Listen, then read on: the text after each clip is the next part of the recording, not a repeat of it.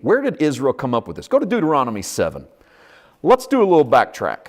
I want to take you to the end of the Torah, fifth book of the Bible, fifth book of our Old Testament, but essentially the last book of the law in the Torah, which runs Genesis to Deuteronomy. In Deuteronomy chapter 7, verse 6, listen to what God says about Israel. Deuteronomy 7, beginning in verse 6. You are a holy people to the Lord your God. The Lord your God has chosen you to be a people for Himself, a special treasure above all the peoples on the face of the earth. The Lord did not set His love on you, nor choose you, because you were more in number than any other people, for you were the least of all peoples.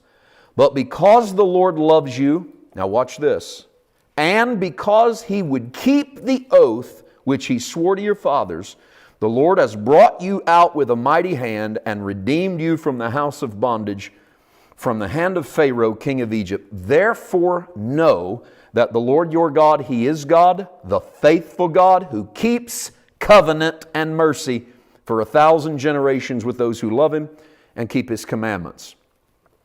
So God tells Israel, I didn't pick you because you were the most numerous. I didn't pick you because you were the best. I picked you because I love you. And I made a covenant. I cut a deal with your forefathers.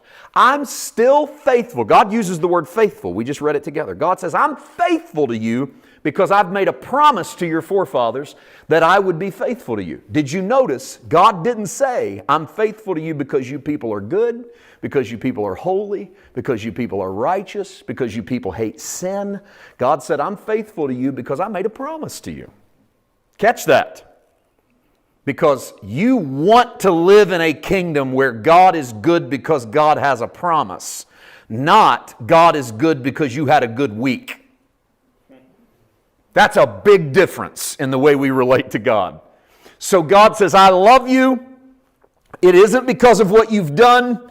It isn't because of where you're from. It isn't because of who you are. It's because I chose you and I made a promise.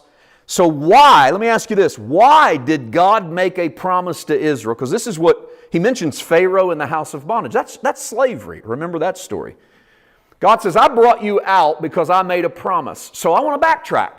I want to find out, what did God say that caused Him to bring the children of Israel out of Egyptian bondage? Backtrack to Genesis 15.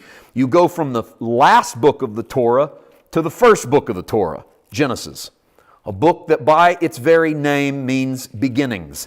So guess where you're going to end up when you backtrack most of the theology of the Bible? To the beginning. You're going to end up in Genesis a lot because you're just working your way back down that river, down that stream, back to the source material. And here's the source material of the promise-keeping God. Genesis chapter 15. Listen to what He says to Abram in verse 13. He said to Abram, know certainly that your descendants will be strangers in a land that is not theirs. They will serve them and they will afflict them 400 years. There's the prophecy of Israel in Egyptian bondage for 4 centuries. Right there. Genesis chapter 15. Verse 14.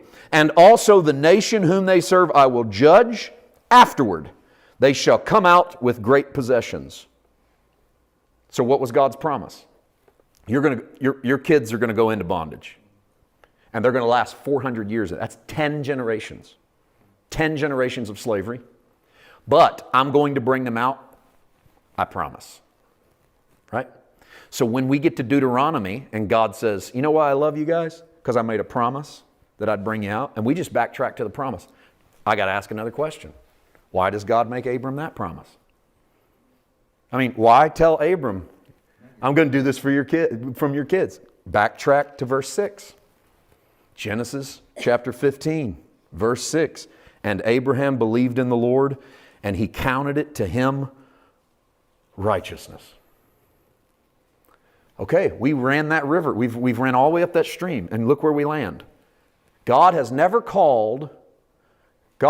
recognized faith that led to righteousness until Genesis chapter 15, verse 6. But it shows us the heart of God. How does God want to view man? As righteous.